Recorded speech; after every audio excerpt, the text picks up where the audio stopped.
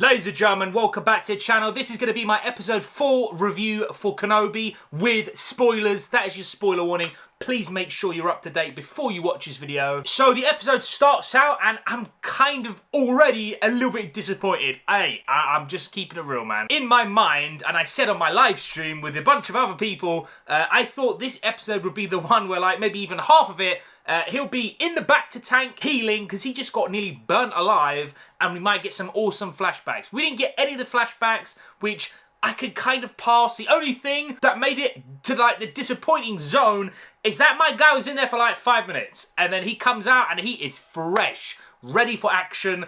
No like consequences of the last arse whooping from Vader. Yeah, he had some like mental things, like imagery in his mind, but I would have liked to see him like really suffer with that through this episode, and it just wasn't there. I don't know, I think that's a golden thing that they missed out on. Maybe it's just me, man. Let me know down below. Am I like tripping about it? I just thought I would have liked to seen him really deal with the fact that he just got an arse kicking. But he comes out the back to tank, ready for action, and him and Tala team up with a few other like rebel kind of people, I guess, and they want to find out where is Leia. And obviously we find out she is on the Inquisitor's base, which I thought, hey, this could be really, really sick. The base itself, visual-wise, I thought was really, really awesome. I really was just pleased to see it. The fact that it's like underwater reminded me a lot of like Cal Kestis' game, Jedi Fallen Order, obviously. If you played that, you know what's up. On the flip side, Reva, like, interrogating Leia, I thought was absolutely terrible. Like, I don't ever want to see that ever again. Like,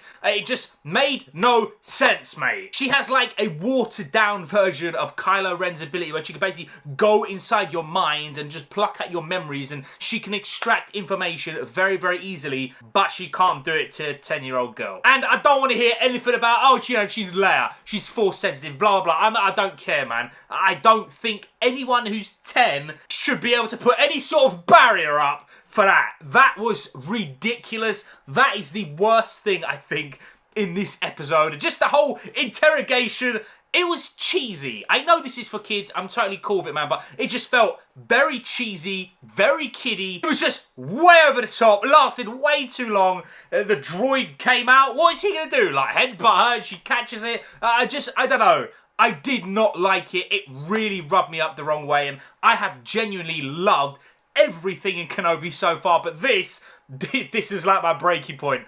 The interrogation, don't ever do that again, ever. However, I do like seeing Kenobi struggling with the Force again as they're on the ship with Tala as they're going to the Inquisitor base. However, his powers do come back quite quick later on in the episode, which I do like, and I'm really looking forward to episode 5 and 6, and hopefully he is like the same General Kenobi as we all remember him. Anyway, the ship lands. I did think Kenobi was like hiding on the ship. Obviously, we didn't know, but later on he's swimming underneath, which I like that. It's a nice touch. Reminds me of like episode 1. Tala's going through the base undercover, and I gotta be like fair, I'm in my zone right now. One of my favorite bits in The Force Awakens is seeing like the bad guys' home base and just what they're doing inside their lair. I always like and appreciate that. I liked seeing this and more of this because we only got a little bit in last week's episode, and she totally flexes on the security guy. She's like, hey, do you know who I am? Shut up, sit down, open the gate. That whole scene and setup, I actually really liked it. I thought that's one of the best bits, if not the best bit in this whole show, is just seeing their base. And obviously we see some crazy stuff. We'll get to that in a minute. Tala is then helping Kenobi like navigate through the base. I like seeing these like droids looking around, just checking what's up. It feels realistic, like this place is high security. There's droids looking out, and we get a nice scene, and I kind of got goosebumps. I gotta be fair, when he's hiding from the stormtroopers and he does the old the Force powers, man. They think like the noise comes over there, they run off, they go check it out. I really enjoyed seeing that. I had a feeling maybe he's gonna like mind control them. That was like kind of Obi-Wan's speciality, but I like this. This was sick. Reva then puts Leia in this like crazy ass contraption with the bloody needles coming out. This is what I wanted to see. Forget the mind stuff, just go inside her, rip apart everything, find out what's going on.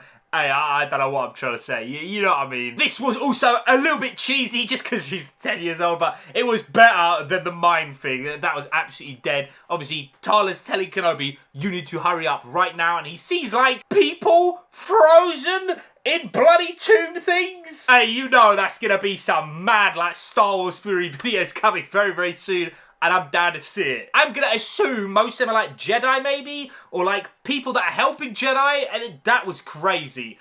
Really, really crazy. Borderline amazing. Like, that was awesome, mate. Everything in the base that happened, apart from the mind stuff, I really, really liked. And then Kenobi sneaks in after Tala basically distracts Reva, and that turned into another thing that I did not like. She, like, immediately clocks out that Tala's lying. Like, how is she so, like, hot and cold? Like, she can't do anything with a 10-year-old, but then a grown-ass woman, she clocks out immediately. She's chatting BS.